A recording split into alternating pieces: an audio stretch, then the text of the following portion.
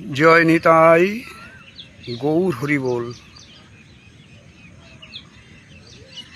শ্রীধাম বৃন্দাবন থেকে আজকে আমাদের আলোচনার বিষয় মনুষ্য জীবনের একমাত্র কর্তব্য কি। মনুষ্য জীবনের একমাত্র কর্তব্য কি, এর জন্যে আমরা শ্রীমদ্ ভাগবত মহাপুরাণের ব্যাসদেবকৃত তার দ্বিতীয় স্কন্ধ প্রথম অধ্যায়ের 1 থেকে 6 নম্বর শ্লোকের সাহায্য গ্রহণ করেছি। প্রথম স্কন্ধের দ্বিতীয় অধ্যায়ের দ্বিতীয় স্কন্ধ প্রথম অধ্যায়ের 1 থেকে 6 নম্বর শ্লোক। এখানে শ্রী শুকদেব বললেন, হে পরীক্ষিত,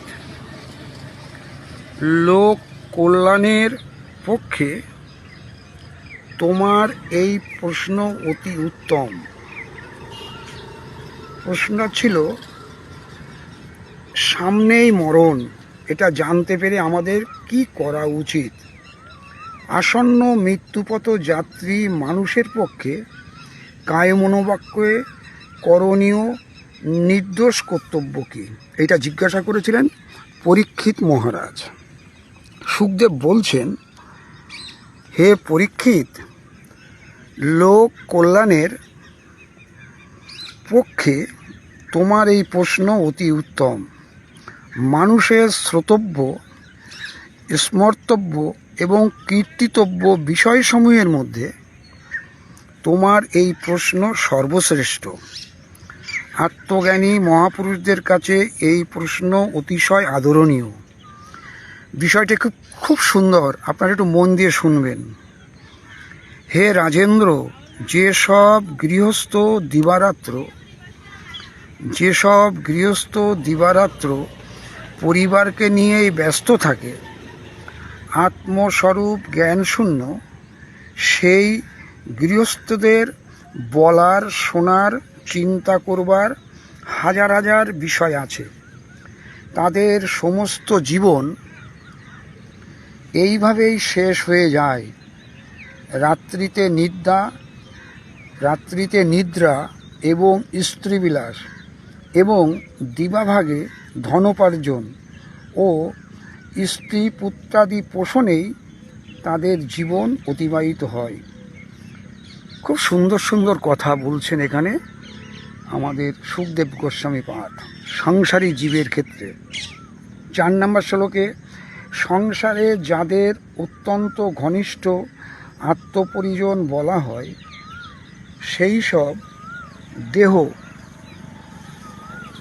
স্ত্রী পুত্রাদি সবই অসার, কেবল অসৎ এবং নশ্বর। কিন্তু জীব সেই সকল বস্তুতেই মোহগ্রস্ত হয়ে এমন আসক্ত হয়ে যায় যে অনুক্ষণ তাদের মৃত্যু কবলিত হতে দেখেও সেদিকে ভ্রূক্ষেপ করে না। অতএব হে পরীক্ষিত, অভয়পদ প্রাপ্ত অভিলাষী জীবের তো সর্বাত্মা সর্বশক্তিমান ভগবান শ্রীকৃষ্ণের লীলা কীর্তি শ্রবণ, কীর্তন ও স্মরণ করা একান্ত কর্তব্য। জ্ঞান ভক্তি অথবা নিজ নিজ আশ্রম ধর্ম যথাযথভাবে পালন করে জীবনকে এমনভাবে তৈরি করা যাতে মৃত্যুকালে নিশ্চিতভাবে ঈশ্বরের স্মরণ হয়, এটি হলো মনুষ্য জীবনের একমাত্র কর্তব্য। তাহলে মনুষ্য জীবনের একমাত্র কর্তব্য হলো মৃত্যুকালে নিশ্চিতভাবে যেন ঈশ্বরের স্মরণ হয়। এটাই হলো মানুষের জীবনের একমাত্র কর্তব্য।